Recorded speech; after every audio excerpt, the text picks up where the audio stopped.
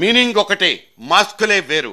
గాంధీ మహాత్ముడి సిద్ధాంతాల్ని, ఆయన పోరాట రీతుల్ని అడ్డంగా కాపీ కొట్టేసి వీధి భాగోతాలకు దిగిపోతున్న లీడర్లందరి అంతిమ లక్ష్యం ఒకే ఒక్కటి, ముఖ్యమంత్రి కుర్చీ. దీక్షలన్నా, ధర్నాలన్నా, యాత్రలైనా, ఏడుపు సీన్లైనా అల్టిమేట్గా అన్నిటికన్నీ పచ్చి డ్రామాలే. పల్లకీలో ఊరేగే ముహూర్తం కోసం పోటీ పడుతున్న 5 సీమాంధ్ర సింహాల ఒరిజినల్ మనోభిష్టాలే ఇవాల్టి జర్నలిస్ట్ డైరీ నాంది ప్రస్తావనలు.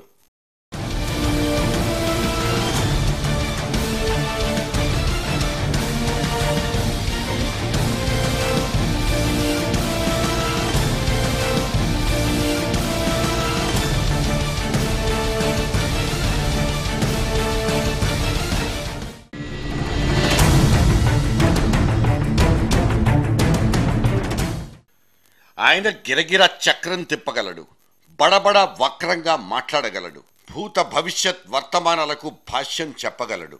ఇదేటి ఇలాగైపోనాదంటూ వాపోగలడు కూడా. ముఖ్యమంత్రి కుర్చీకి ఎదురు పెట్టగలడు, ఆ కుర్చీని తన వైపు లాక్కుని అందులో కూర్చోనుగలడు. ఆయనే ఇవాల్టి మన తూర్పు రాజు, తురుపు ముక్క, తురుం ఖాన్ శ్రీమాన్ బొత్స సత్యనారాయణ ఉరఫ్ సత్తిబాబు. ఒక పిసిసి ప్రెసిడెంట్, ఇంకో ట్రాన్స్పోర్ట్ మినిస్టర్, ఇంకా చాలా చాలా కిరీటాలున్న కింగ్ మేకర్ కూడా.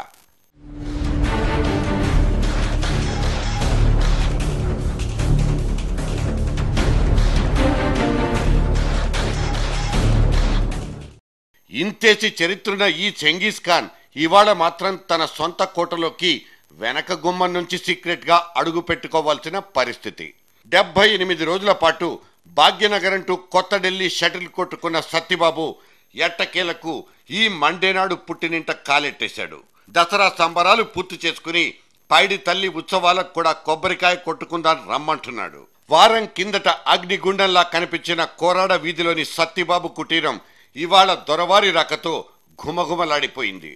ఈ 2.5 నెలలు ఎక్కడికెళ్ళావయ్యా అంటే, నేనేం పంచాయతీ ప్రెసిడెంట్ను కాదు, పిసిసి ప్రెసిడెంట్ని, హైదరాబాద్లోనే ఉంటా, అవసరం అనుకుంటే ఢిల్లీలోనూ ఉంటానంటూ ప్రెసిడెంట్ ఆఫ్ ఇండియా లెవెల్లో విరుచుకుపడిపోతారు.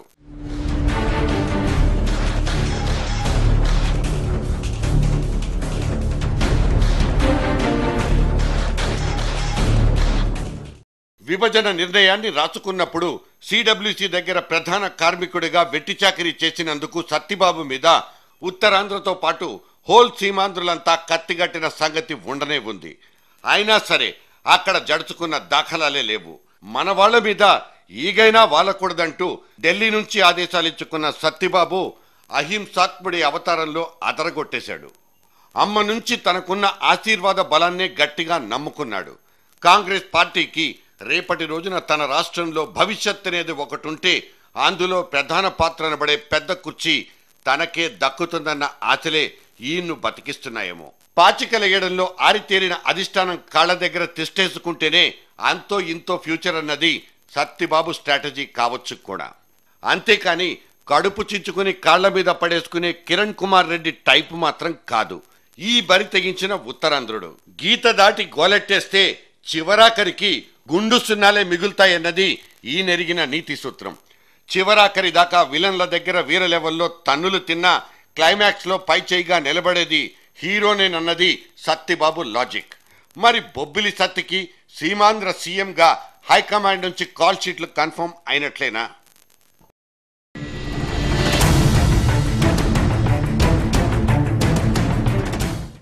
నోరొకటి, నాలికలు 2. తాను విచిత్రమైన భాషా కోవిదుడు. 9.5 సంవత్సరాల నుంచి గోడ దిగని గండడు. నీది భజన లేక విభజన చెప్పమంటే 2 కొడుకులుంటే ఏం చేస్తారు, 2 కళ్ళల్లో ఏ కంటిని పొడుచుకుంటారంటూ ఎదురు ప్రశ్నించే అపర అష్టావధాని కూడా.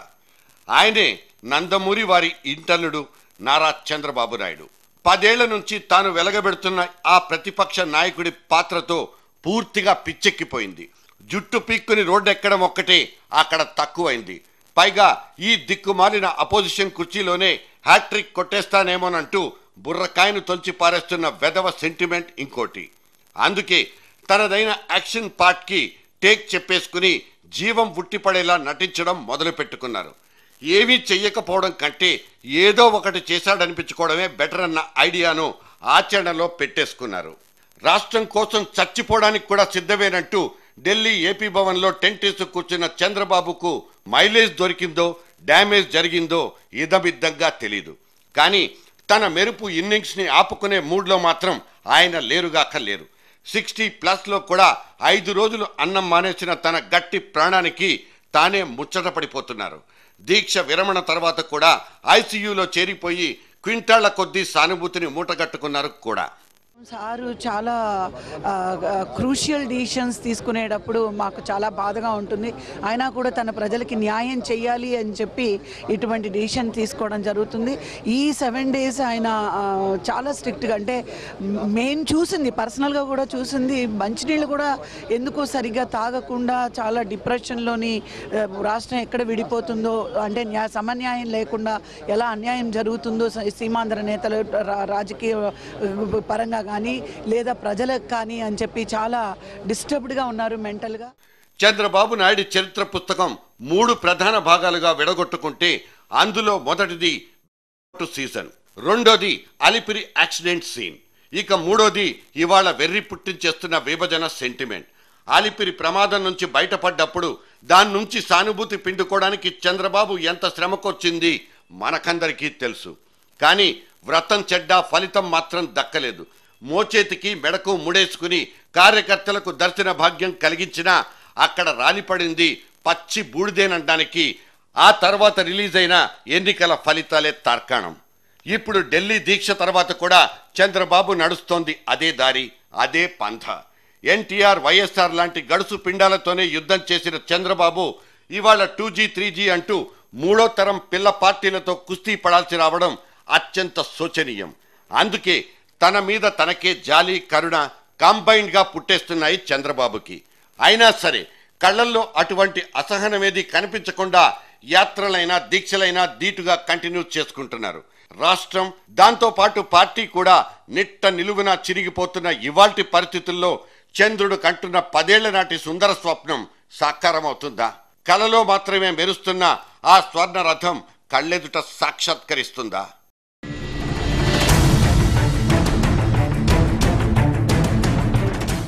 సమైక్య సింహం రిలీజ్కు సిద్ధమైపోయిన కొత్త బొమ్మ. మేడం దగ్గర చెల్లుబాటవని తనదైన రోడ్ మ్యాప్ని సీమాంధ్ర జిల్లాల్లో ప్రచారం చేసుకుంటున్న తెలుగు లెక్చరర్గా కిరణ్ రెడ్డిదే అందులో కథానాయకుడి పాత్ర. అధిష్టానంతోనే పెట్టుకుని తర్వాత బతికి బట్టగట్టిన మనిషి ఎవడు లేడని తెలిసినా నేనింతేనంటూ దూసుకుపోతున్న ఈ కిరికిరి వెనుక ఆ కుర్చీ ఒకటే కీలకం. నాన్న రాసిచ్చిన నియోజకవర్గం, వారసత్వంగా దొరికిన లోకల్ ఓట్ బ్యాంక్, అక్కడి నుంచి ఎమ్మెల్యేగిరి, ఒక రాజశేఖరుడు పుణ్యం కట్టుకోబట్టి చీఫ్ విప్ హోదా, వీర విధేయతకు దక్కిన ప్రతిఫలంగా సభాపతి కుర్చీ.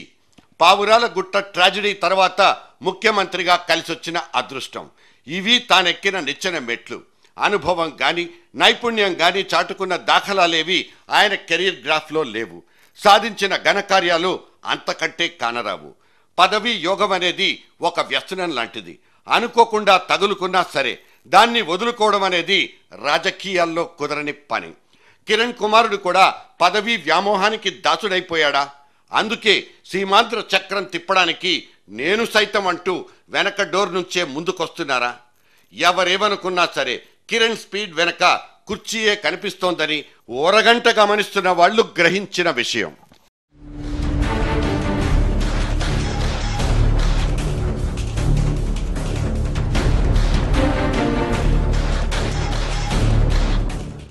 ముఖ్యమంత్రి మార్పు లేనేలేదు. అవన్నీ ఒట్టి ఊహాగానాలే. దిగ్విజయ్ కొట్టిపారేయడం ఇది వరుసగా 3వసారి. ఇప్పుడున్న పరిస్థితుల్లో కిరణ్ని మార్చడం అంటే తలకు మళ్లీ బొప్పి కట్టించుకోవడమేనని అధిష్టానం భావిస్తోంది. కిరణ్ మార్చినా ఆ కుర్చీలో ఇంకో కిరణ్ని కూర్చోబెట్టినా పార్టీకి మరింత క్షవరం తప్పదని ఖాయపడిపోయింది కాంగ్రెస్ హైకమాండ్. ఇక రాష్ట్రపతి పాలనలో పుట్టుకొచ్చిన కొత్త రాష్ట్రాలకు న్యాయపరమైన చిక్కులు తప్పేలా లేవన్న జ్ఞానోదయం ఇంకోటి. ఇన్ని నేపథ్యాలు కిరణ్ కుర్చీని పదిలంగా ఉంచుతాయన్న గ్యారంటీనే కలిగిస్తాయి. 4 ఏళ్లు సీఎంగా చేసిన అదృష్ట జాతకుడిగా సరిపెట్టుకోకుండా సమైక్యాంధ్రలో సమైక్య ఉద్యమాన్ని స్పాన్సర్షిప్ తీసుకుని సెకండ్ హాఫ్ని సైతం తానే నడిపించాలని కిరణ్ రెడ్డి అనుకుంటే అది అత్యాశ కిందే జమైపోతుంది. పైగా కొత్త పార్టీ పుట్టుక, దాని నారు నీరు పోసి పెంచుకోవాల్సిన గురుతర బాధ్యత ఇవాల్టి రోజుల్లో సాధ్యపడే యజ్ఞం కానే కాదు.